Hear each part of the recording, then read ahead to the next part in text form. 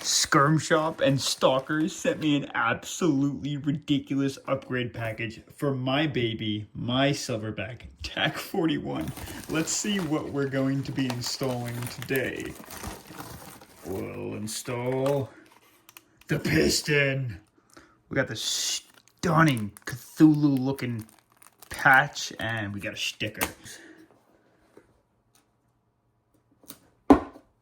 So I'll take a second to unpackage this guy. I do want to let you know this is a sponsored video. I did not purchase this. Skirm Shop and Stalker were kind enough to send me these upgrade parts for my TAC41. They also teamed up with me in case you choose to purchase any of these on your own to give you guys a 5% off discount code, Stupid Airsoft, in the description. And if you click my link for either the Netherlands or the US store, it also benefits me a little bit and allows me to keep doing these kinds of videos for you guys. So go ahead, if you choose to get any of the best upgrades for your snipers, go ahead, click the link in the description below. They also let me give free range of opinion on this, so I'm going to test this out and let you know if I actually think it's worth it or not. Now, before we break apart each piece of this and I explain what they all do, why the Stalker piston over your standard TAC41 Silverback piston? Well, this is a modular piston, and what they're claiming is not only can you adjust the FPS fine-tuned to a T, based off of whatever barrel length you're running or whatever spring you have in the back or whatever your field allows you to do. But you can also adjust if you want the rifle to be a little bit quieter or if you want the airsoft replica to be a little bit louder. So you can adjust the shh sound behind it. This entire unit, depending on how you configure it, can range between 65 and 148 grams. And it also claims to have better consistency between shots with FPS, as opposed to your TAC41 standard piston, which might have a wider range of shots. This guy should crunch that range down a little bit, which is super cool if that works. And we're going to test that out at the end. Now, to kind of hone us in on all of the parts that we get for this Stalker piston, you have a stainless steel guide rod. Super cool. One piece. Doesn't look like it screws in or out at all. You have your two guide rings. What this does is it just helps stabilize the piston when moving on the inside of the cylinder.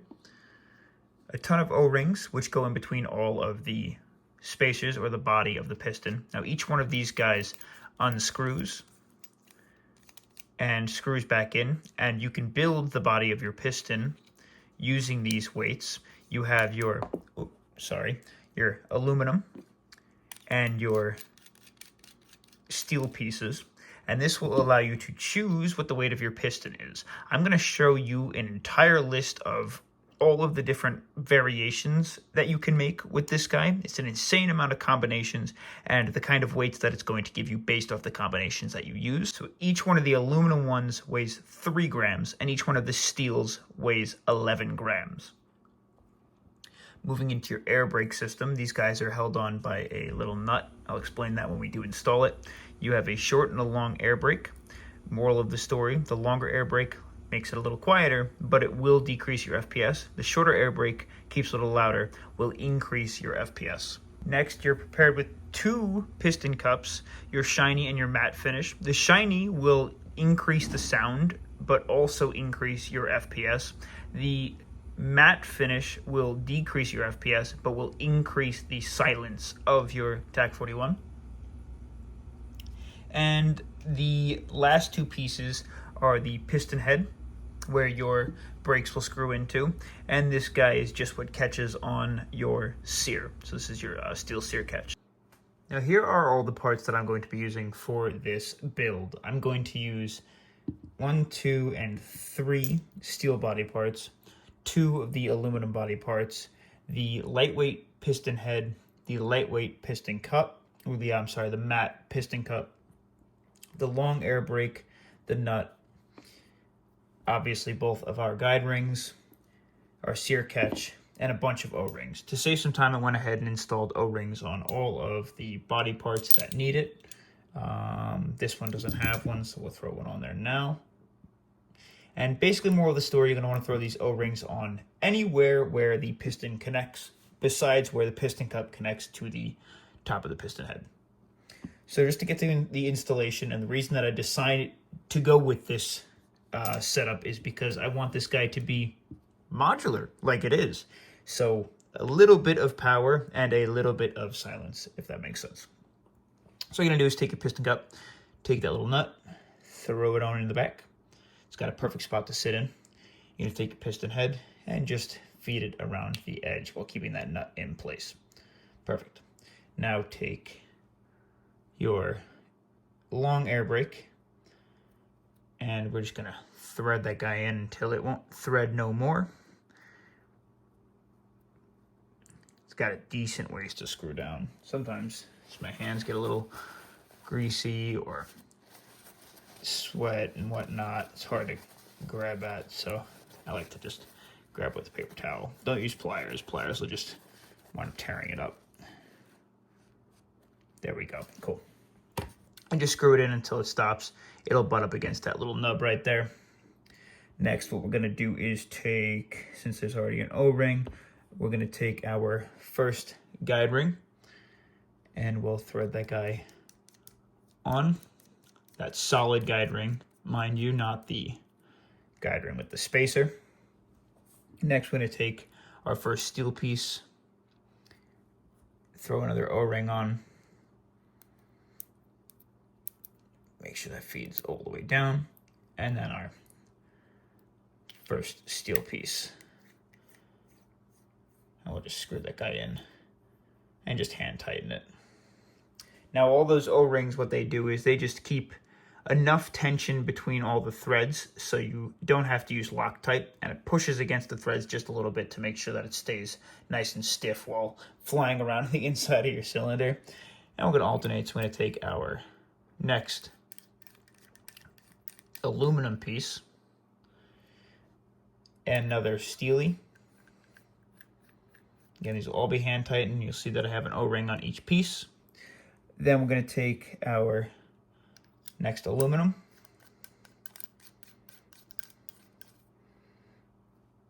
We're going to take our spacer or a guide ring. Our final steel body part. And then last but not least, your sear catch with the arrow side facing away from the head of the piston. Again, all separated by O-rings. Perfect. And everything just hand tightened. Now we're going to take some super lube and grease this sucker up.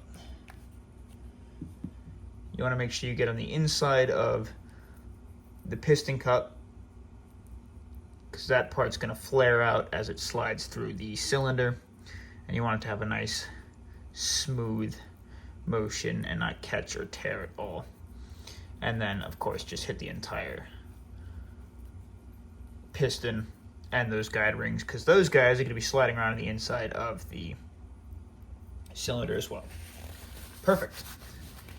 Let's get it installed. It's time to throw this guy into the TAC41, and what we need to do is just take it apart. And something that I love about Silverback's replicas is they're very easy to take apart and tech on. And specifically with the TAC41, all of the hardware that I need is in the back. What we're going to take out is this Allen key with the threaded end. Perfect. And we're going to adventure into the underside of the trigger unit in that threading. So go ahead, put the thread down, twist her on into place. Perfect. Just twist it out of motion, and as soon as it turns and loosens, you should be able to pull that guy out. Now make sure you pull your trigger to release the sear and remove your cylinder. Now this is a pretty simple process. Just be very careful because this is under spring tension. We're going to take off the cylinder cap with the nozzle. Again, it's under spring tension, so don't let that guy go flying around. Boom. That comes off, and you see your Silverback cylinder, my stock spring, and the stock spring guide. Now, a couple things that I want to mention. With the Stalker spring guide and the Silverback spring guide, something that I love about the Stalker spring guide is this guy is one solid piece. with the TAC41 spring guide. Sadly, it's two different pieces. And without Loctite, and even sometimes with Loctite, I've noticed that this comes undone pretty quickly.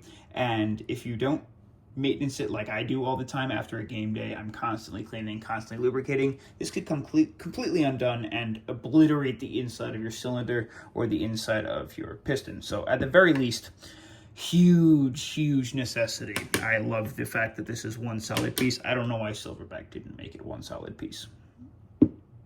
All we're going to do now is drop our guide in. Our spring, make sure it seats around the guide.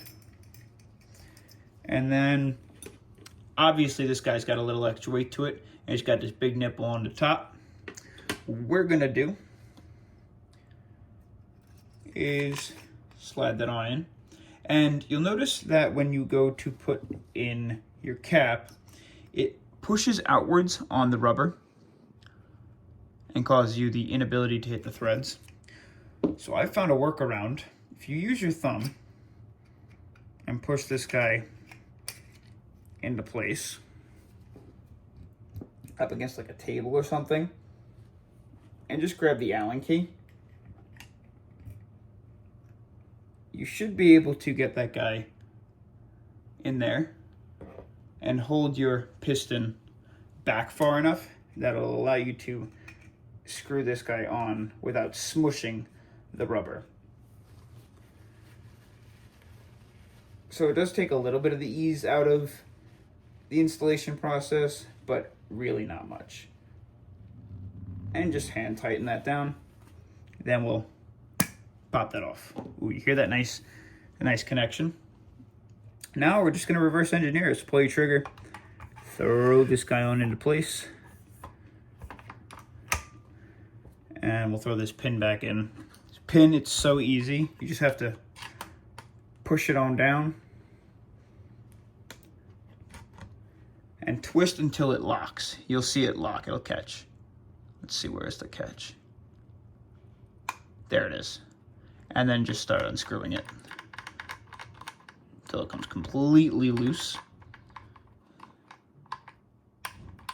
Just like that. Now, the most important thing, obviously, is to make sure that A, the piston locks back on the sear, which it does. Should have free range of motion and no spring tension now. And then we're going to check to see if we have a good air seal. So we'll pop this off. Knew that was going to hit the floor. Throw our finger on the outer barrel, or the inner barrel, and pull the trigger. There it is. Again, pull the trigger. Not too shabby. Let's head out into the field and guess test fire. We have in fact made it outside with the Silverback TAC41. And keep in mind right now I have the Stalker piston installed. We're just gonna rack the charging handle, make sure we're firing, which we are. And all I wanna do now is test it out on the chronograph. And then we'll go ahead and install the stock piston again and see the difference. All right, let's fire off 10 shots and see what our consistency looks like. 264, 261, 261, 261, 260, 261, 265, 265, 262. All right, with the power of YouTube editing, I went ahead and installed the TAC41 piston back inside of the TAC41. Now, what we should notice, at least according to Stalker, is a larger gap between FPS shots in the standard TAC41 piston than in their modular piston. I'm not sure how the FPS is going to range, just because I did make the Stalker piston a little bit lighter in comparison to the heavier option. It was heavier than this piston, but again, I'm not really sure how the FPS is going to range because they also had that really large air brake on the top. So the FPS may be higher or lower in the standard TAC41. First things first, let's just make sure we fire. And we do. And we'll try and give it 10 rounds downrange. It's 338, 338, 344, that's a big swing. 342, 342, 343, 444.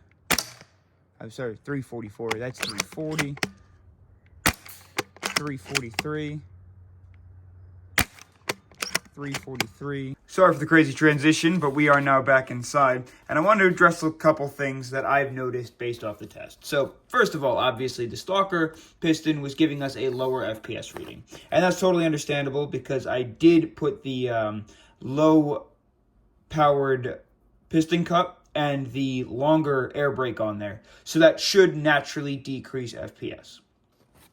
Now, what we got out of it, if you can see between both the Stalker and the Silverback piston, the consistency on both was relatively there.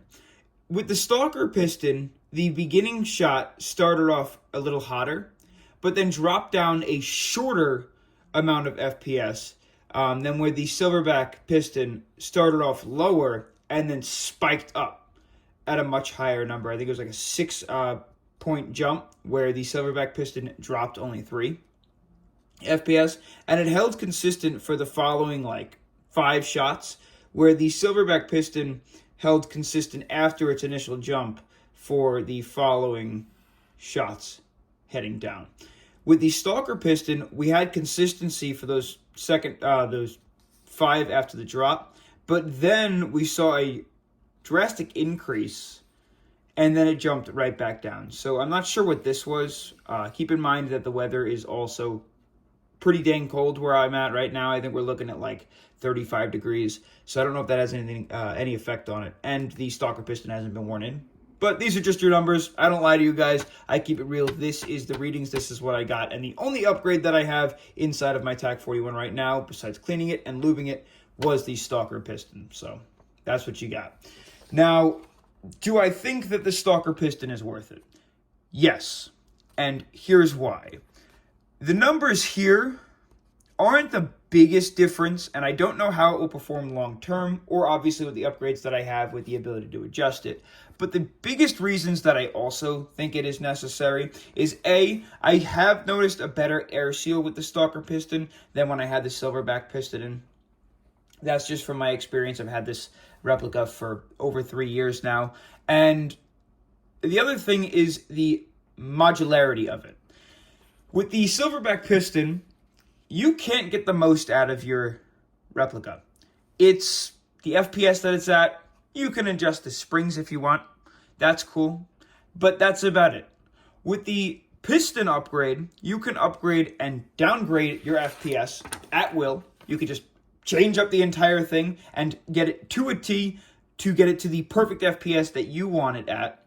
And you can even mess with the sound of the replica every time that it fires. So you can make it quieter, you can make it louder, and I think that's crazy cool. So if these numbers that are honestly around the same performance don't convince you to go pick one of these guys up, at least the ability to adjust it is there. If you're someone who likes to tinker, get the most out of your replicas, and you're someone like me, send it. Now, I'm not saying that the TAC41 needs upgrades. I have ran this for 3 years, and it's treated me flawlessly. But if you want to take it to that next level, the professional level, then you may want to start looking into some of the upgrades. And like I said, I do have a discount code if you choose to purchase this. It does help me out. I'm not telling you to go do it, but it does help me out. Head down in the description below, use my link. It gives you 5% off using Stupid Airsoft. So I guess until the next upgrade, thanks for watching me install my Silverback Stalker Kraken piston.